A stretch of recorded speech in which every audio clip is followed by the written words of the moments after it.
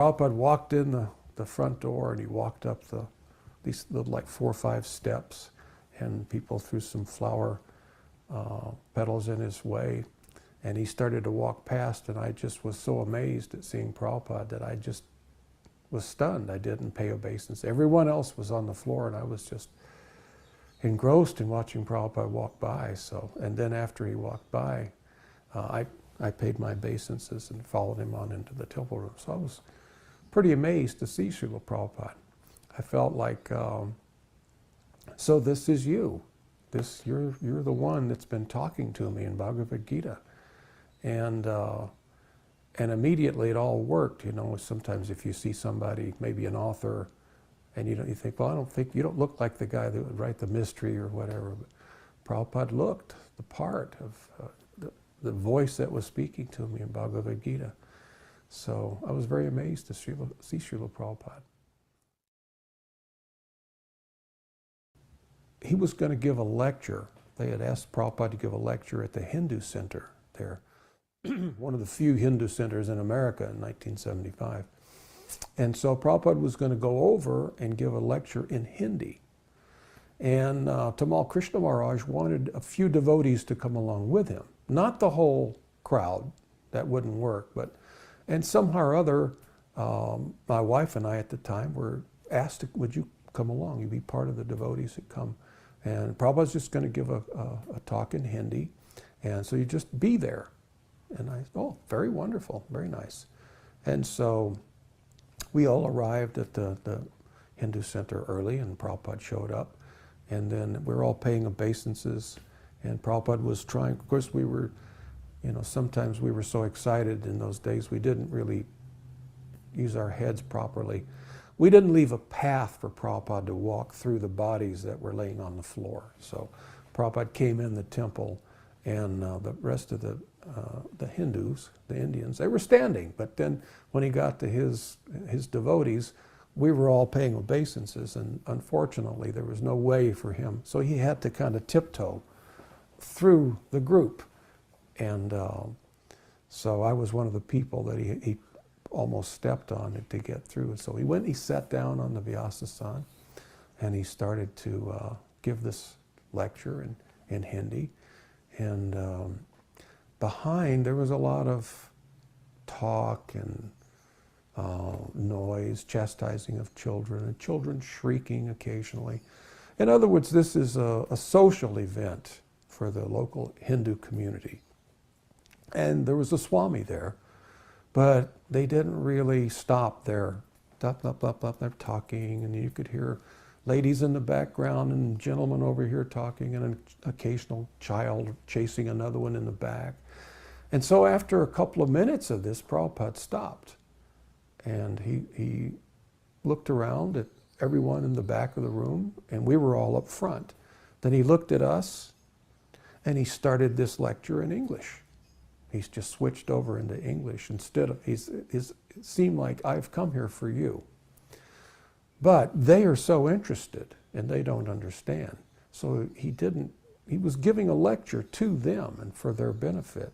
So he just shifted and gave the lecture to us.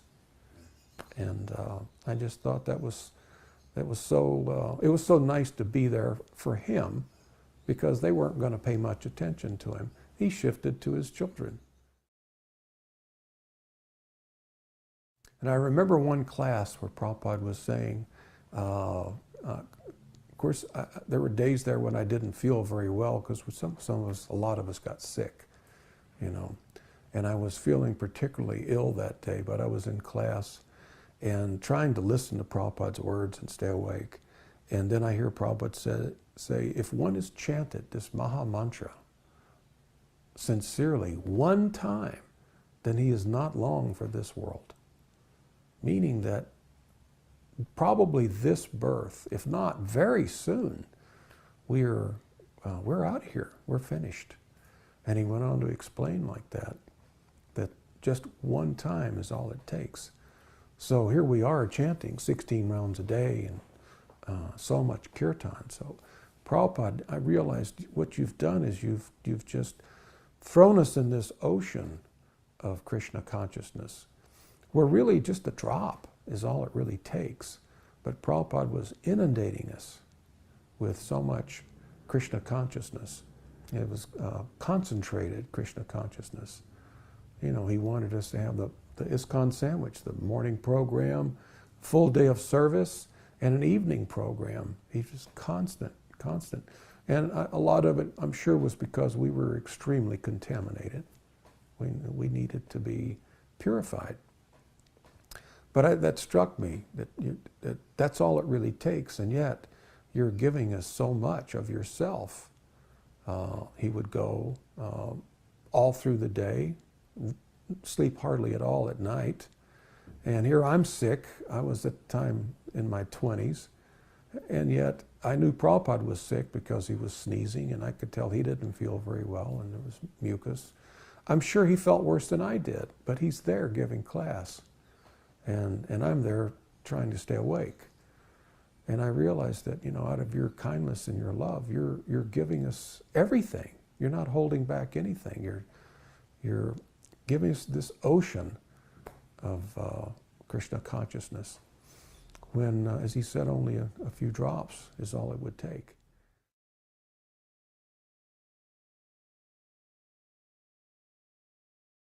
We'll also hear one more lecture.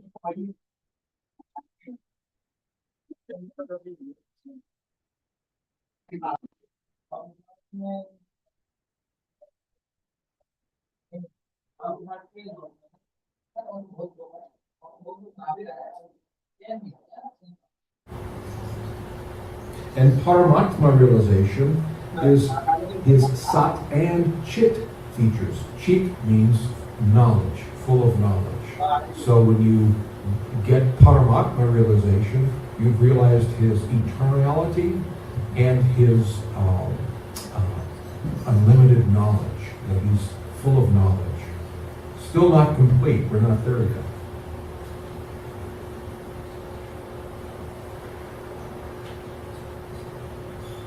His aspects of eternity and knowledge, but realization of the personality of Godhead is realization of all the transcendental features, Sat Chit Ananda, bliss. When we realize the personality of Godhead, we can realize bliss, happiness, the sweetness. Okay? So first we can realize that he's eternal. Secondly, we can realize he's full of knowledge. And thirdly, we can realize eternal bliss from the personality of Godhead. When one realizes the Supreme Person, he realizes these aspects of the Absolute Truth in their completeness. Vigraha means form. Thus, the complete whole is not formless. If he were formless, or if he were less than his creation in any other way, he would not be complete. The complete whole must contain everything both within and beyond our experience. Otherwise, he cannot be complete. So if God is complete, we cannot deny him vigraha, form. It's not possible. How can this cosmic manifestation, which emanated from him, which is also a complete whole, how can it have some completeness that he doesn't have? If he has no form, he's incomplete. We have form, so we're more complete than God? Something to ponder. When someone, yes? We really are supposed to interrupt with questions? No. If, as long as there is an individuation that sprang from Godhead that views itself as complete, then how is God complete as long as there's an even one individuation apart from it, even temporarily? Because we're emanations. We are part and parcel of him. As it says here, when things, even though the complete wholes emanate from him, he remains the complete whole. In other words, that's part of being God. He can give forth so much, unlimited, without depleting any of him. He's unlimited. You see what I mean? Yes. So it's just and like... we're unlimited too, yes. And We are complete wholes too. Yeah. However, we get confused. He doesn't. We're part of his superior energy, but we're also marginal. The difference is, when we come in contact with the material energy, it overcomes us. When he comes in contact of his material energy, it doesn't overcome him. He never gets confused, you see. He doesn't make any mistakes. He doesn't do any of the material things that we do. In other words, we come in contact with the material nature and we think we're part of it. I start to think, I am my body. I am this body. I'm confused, you see. I think I'm part of this temporary body which is going to decay. I'm going to leave it and have to take another body, and it will decay. So I'm confused. But he's not confused. When he comes in contact with the material energy, which emanated from him, he has control over it, you see. Good question. Did you have a question, Tim? Not a number of questions. Let me read another paragraph, and then we'll go. Will that help? Yeah. It's just that. And there was that. And we see that it's good. All right. So this is interesting. This is Isha Upanishad, Bob. And I'll read the verse for you again, just so you know what we're talking about here. What can you do with these guys? You gotta love them anyway. The personality of Godhead is perfect and complete, and because he is completely perfect, all emanations from him, such as this phenomenal world, are perfectly equipped as complete wholes. Whatever is produced of the complete whole is also complete in itself.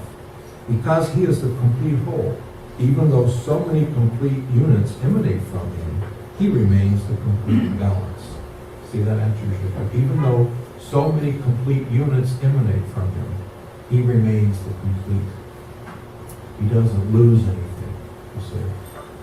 It's like if you take grains of sand off the beach, and sometime there'll be no beach. Well, he's not like that. He can give forth for eternity. He never diminishes. As a matter of fact, he's ever increasing. So, good question. All right. The complete whole, the personality of Godhead, has immense potencies, all of which are as complete as he is. Thus, this phenomenal world is also complete in itself. The 24 elements of which this material universe is a temporary manifestation are arranged to produce everything necessary for the maintenance and sustenance of this universe. No other unit in the universe need take any extraneous effort to try to maintain the universe. The universe functions on its own timescale, which is fixed by the energy of the complete whole. And when that schedule is completed, this temporary manifestation will be annihilated by the complete arrangement of the complete whole. By the arrangement of God, when the time limit is up, this world will be annihilated, and another one will replace it.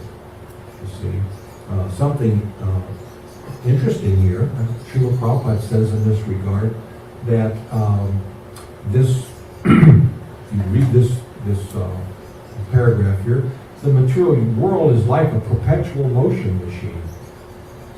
Krishna sets this material world in motion, and it starts to work, and he doesn't have to drive it. No part of the universe has to do anything. It's just magnificently going on until he stops it. So it's like a gigantic machine, and it's working all on its own. So now, if we see something like a great airplane, 747, or what do they have now, the bigger ones even, the 767s, I can't keep up with them. I'm on them a lot, but I don't pay any attention to the numbers anymore. But let's say a big 747. It's a magnificent machine, isn't it? It's incredible what it'll do. It'll fly at almost the speed of sound, carry 300 and something people. It's amazing. But without that spiritual spark, the spiritual energy, the pilot, it can't do anything. Without a human being, which is the spiritual energy of God, it'll just sit on the runway forever. It can't do anything. Then how can we expect this gigantic machine of the material nature, this material cosmic manifestation, how can it run all by itself without the spiritual energy of the Supreme Lord? You see? Now, some people would like you to believe, well, it just does. Sorry, not buying. Okay? All right, I'll tell you what, let me pause, because I don't want to... Let's deal with a question from Tim. And I think, you had a question? Did you have a question? Oh, yeah, she's... Well, let me get his first, and then I'll get one of his, and then we'll share. Okay. In terms of the first point you made, does that mean that the entire physicality of the universe or multiverse is all part of the physical aspect of the body of God? It's part of his inferior energy. It's his energy. We're part of a superior energy. The material nature, the material energy is part of his energy, his inferior energy. So yeah, you could say it's part. But the elements of this material world, earth, water, fire, air, and ether, outer space, they're part of his inferior energy. They're temporary.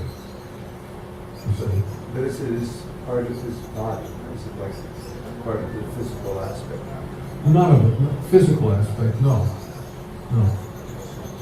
Not of his personal body. He has a personal body that he and his body are one. It's all his spiritual energy. You see. Yes, sir. Oh, she asked, when God creates us apart from Him, and is He diminished, or something like that? But are we created apart from God, or are we not apart from God? Well, we're apart from God in our consciousness. We're thinking we're apart from Him. You see, we're convinced. Some people believe there's not even a God. So depending on your consciousness, you can be apart from anything. You see, if I have a certain kind of consciousness, I might feel that I'm apart from Tucson right now. You see, I mean, my consciousness could be whatever. So by consciousness, but the living entity is not God. We're made of the same stuff. We are His part and parcel. But personally, personality-wise, we are individual. We are the same substance as Him. But we're not Him. I'm not God. Yeah, but when Yeah. Jiva becomes Shiva, Huh? then when Jiva becomes Shiva, then we become part of Him, we become Him. How does Jiva become Shiva? Jiva becomes Shiva through the grace of God, through internal spiritual awakening. So there is a hope. I mean, we are different than God, but at the same time, there is a way. God has made a path for us to reach out to Him and be Him. No. Yes? No.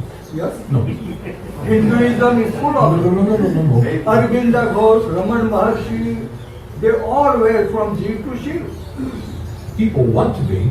Well, yeah, How can the Jiva become Shiva? well, Jiva becomes Shiva in a systematic way. There are so many different ways to become Jiva to Shiva. Yatomat Pataka. So many destinations, so many paths. Yeah, We're talking about the path to go back to Krishna. yeah. So we're not trying to go become Krishna. We don't want to become Krishna. We want to associate with Krishna. And And would you do yourself separate forever? well, there never was a time when we were joined. I mean, when you say separate, what do you mean? If I am only hoping to aspire but never become something, how could you be anything but be yourself? But you separate? already are something. You're an eternal living entity. I know what I am. I do not view myself as separate. I do not view myself as always aspiring, never hoping to become. Don't suffer that. What is it that you want to become? That you're, I don't want anything. I have already become. I mean, what is it that you have become? I just am. There's nothing else to it. Everything else is wordplay. Some of us have become, and then come to assist others. But become Still what? aspire. Become what? I'm in existence. for not being there yet. I'm in existence, but so I could say I've become. So I've become, but now I want to know what am I? You know, the monkey mind wants to know what. Those who have become simply are. There's nothing to do. Well, we've all become. I'm here. I'm present and accounted for. The tree outside has become. It's a living entity as well, just like But me. the tree did not ask what. The tree did not ask what it has become. Because it doesn't have the intelligence. It doesn't have the developed, It does not have the monkey developed mind to mind. wrestle with them. That is the only. Yeah, but just because someone has the realization of their eternal, loving, servitor relationship with God doesn't mean they have a monkey mind. It means they have a human mind. The monkey, I had a veterinarian tell me one time about animals. I asked, do they think that they are, like if you have a cat, does the cat think that you're a cat? And they said, no, the cat thinks it's a human being. The monkey mind is actually a figure of speech that's an insult to a monkey. The monkey is much too wise to sit around and contemplate his own existence. He just is. Well, no, It's a it figure of takes a speech. human mind to contemplate his existence. And not only that, by contemplating my existence, I want to contemplate what is my next existence. That's the important thing. Because there is the factor of death. I have not yet overcome death of this body. I don't have to overcome death of my soul. My soul is eternal. It always has been. So therefore, if this body is going to kick me out someday, if I have to leave this body, a human being, separate from an animal, monkey, will wonder what will my next destination be and how can I control that? Is it within my control? What are my choices and where would I like to go? Rather than just sitting and picking fleas off of himself and the other monkeys around him.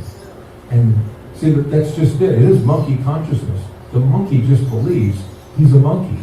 That's it, boss. He Finish. just knows he's a monkey as Godhead knows. And that is all. Please repeat. It sounds more similar to what Godhead experiences than our confusion of duality.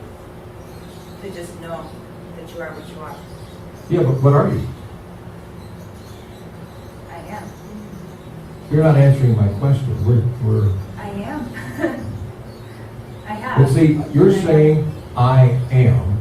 I'm saying you am what? Right. I am the soul who cannot be burned, who cannot be wet, who cannot be dry. There you Who go. can be that. I'm the eternal soul. I cannot be burned by fire, withered by the wind, pierced by an instrument. I cannot be destroyed in any way. That's what I am. I'm an eternal soul. So now, what is my activity? What is my destination? What do I want for my destination? Before I can figure that out, what are my choices for a destination? This is human thought. This is not monkey thought. Monkeys are satisfied being monkeys. If you're satisfied being a human, then fine, stay human as long as you can. But this human form of life will be taken away from you. It will be devoured by time. There will be a time when your attitude towards death, and I've died billions of times, and I'm tired of it. I want off the merry-go-round. I'm finished. It's over. So I'm praying to Lord Krishna to restore me to my original constitutional position. I want to go back to my home where I came from. Why are you here now then?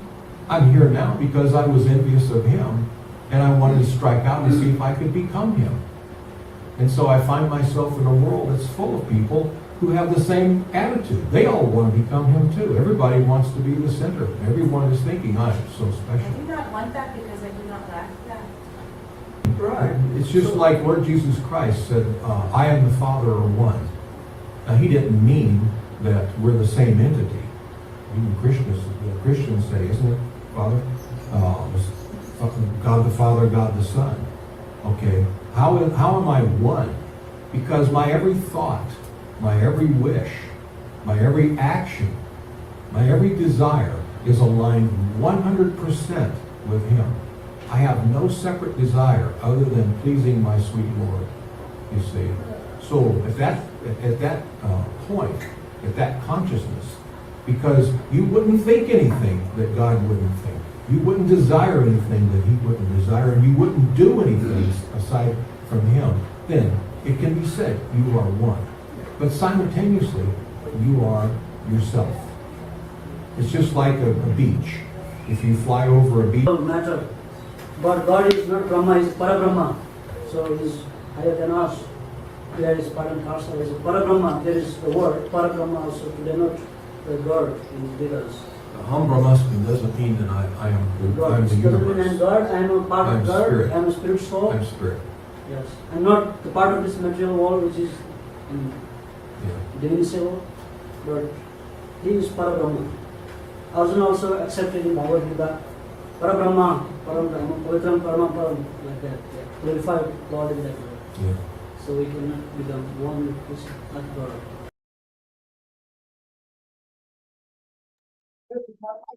Hare Krishna. So we had this lecture from Prabhuji, and there were actually very few lectures available, so this was not very clear. But anyways, the point was being discussed on the philosophy of can a jiva become Shiva, jiva become God, and like that. So, by the permission of Maharaj, we would like to share the screen of introduction of Prabhuji. Yes.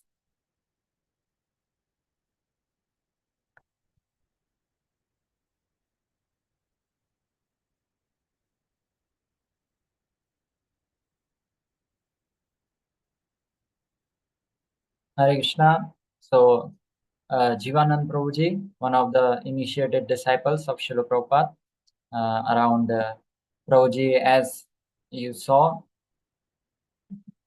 it got stuck. Prabhuji was, he came in contact with ISKCON in 1973, and then he was initiated by Srila Prabhupada. So in that way, Prabhuji began his devotional service, and Prabhuji was very enthusiastic. During the initial days when different devotees were going to different places to start new centers. So Prabhuji, one Harshani Mataji, and one more Prabhu, he went to Santa Fe to open a new center. So in that way, and some went to San Francisco to open new center, like that. So he started taking lead in Krishna consciousness, and then his more services and contributions from 2005 he started traveling. So Prabhuji is also an initiating spiritual master, and as you saw, like Prabhuji was married, then he took Vanprasth. So he's in Vanprasth order now, and he is preaching. Mostly his preaching areas are like tennis and Tuscon. These are all in United States only, and he has been like helping to connect this Krishna conscious philosophy through various points discussing in this lecture. Prabhuji was discussing about Ishopanishad, and in that way he is connecting people to connect with Krishna and recognize the spiritual identity. The path of devotional service is in that way, and he strongly believes that association of devotees is very important to move forward in spiritual life. So in that way, Prabhuji had made his whole program, like he was telling in the lecture how Srila Prabhupada was giving everything to him. They just one single holy name is enough. but still Prabhupada had packed all of the schedule, whole of the day with Krishna consciousness. So the same way, Prabhuji is also promoting simple lifestyle filled with Krishna consciousness, chanting holy name, honoring prasad, and everything what we do in our Krishna consciousness. And of course, how Prabhuji was mentioning, like, it's very important to see that we are part and parcel of Krishna and we have to serve him. Not that by development of spiritual knowledge, we become one with Krishna. Not that impersonal realization, but to become servant of Krishna. That is our real identity. So in that way, Prabhuji is preaching, and he generally preaches in United States. So this is a letter in which Srila Prabhupada mentions to Gurudas Prabhuji. So far, incense business is concerned, you can do very nicely as they are doing it here. Because at that time they needed to support temple, financial support they needed. Garg Muni will cooperate fully in this connection, and both Jivananda and Mukunda are very intelligent boys. So do it nicely. So in this way, Srila Prabhupada was once what happened is after Srila Prabhupada actually was preaching, he started ISKCON, and then that Srila Prabhupada suffered another stroke, and because of that he went back to India. So the devotees felt that Srila Prabhupada might leave his body, he will not come back. That was very initial, around 70 or so, when that happened. And after that, Srila Prabhupada got recovered, and when devotees got to know that Srila Prabhupada is coming back, it felt to them like they are getting their life back. So Srila Prabhupada came back, and then he interacted with all the devotees. There is a long description about that, how each and every devotee he was inquiring how is him. He also brought gifts for them. For the women he brought saris, and for the deities he brought some mala, and in that way some chanting beads like that. So Srila Prabhupada was inquiring, and after he had interacted with everyone felt very nice. Then he left, and but Jivananda Prabhu was sitting there. So Jivananda Prabhu told, Srila Prabhupada asked him whether he want to say something. So Jivananda Prabhuji told that first Srila Prabhupada made him to clean the room actually.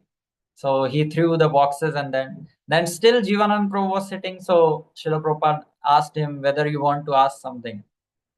So Jivananda Prabhu told that Srila Prabhupada, I want to get married. And he mentioned the Mataji's name also, that he wants to marry that Mataji. So Srila Prabhupada asked him, oh, is that so? Are you initiated? So Srila Prabhupada asked him like that. So Jivananda Prabhu, yes, Srila Prabhupada, I was initiated. Srila Prabhupada asked him, from whom you got initiated? So Jivananda Prabhu, Prabhupada, you only initiated me. Oh, is that like that? Yes, Srila Prabhupada. And then Srila Prabhupada told, okay, so where you have been coming from? So he told that we are preaching in Santa Fe, and from that we came like that. So again, after some time, Jivananda Prabhupada, so Srila Prabhupada, can I get married? So Srila Prabhupada told that, okay, I will let you know after that. And after some time, I will let you know. So this was some interaction. And when once Jivanand Prabhu, Gurudas Prabhu, and one more devotee I am missing, they were doing kirtan around the New York where Srila Prabhupada was living. So when they were doing kirtan in the temple, after a long kirtan, they thought, why not come on the street and chant Sankirtan, do Sankirtan. So they started doing Sankirtan, and Srila Prabhupada looked at them from his window, and he signaled them like that, ना ऐसे ऐसे किया. तो उनको क्या लगा, they thought that Srila Prabhupada is telling us that you go back to the temple like that. So they started going back to the temple. Then Srila Prabhupada's secretary quickly rushed down and he came. No, he is telling that is Indian way of बुलाने का Indian way है वो, इधर आओ ऐसे बोल रहे हैं Srila Prabhupada. So they went inside and Srila Prabhupada said, appreciated them for the kirtan, and Srila Prabhupada said that yes, now we should have this street sankirtan every day.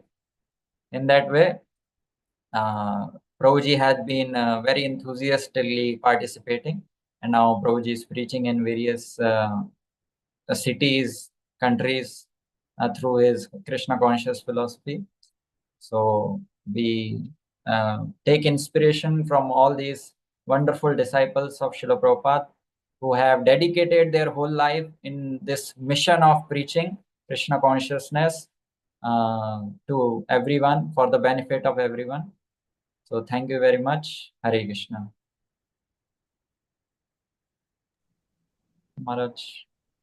Thank you very much, Gulaksh. At least, as we are trying to know Prabhupada's disciples, try to appreciate them, this attitude will please Srila Prabhupada.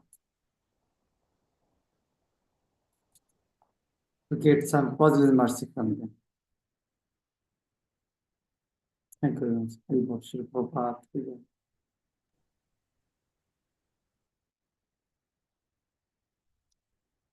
His Grace Jivananda Prabhu ki jai, Srila Prabhupada ki jai, Gaur Bhakta Vrinda ki jai, Gaur Premanande, Hari Hari Gaur.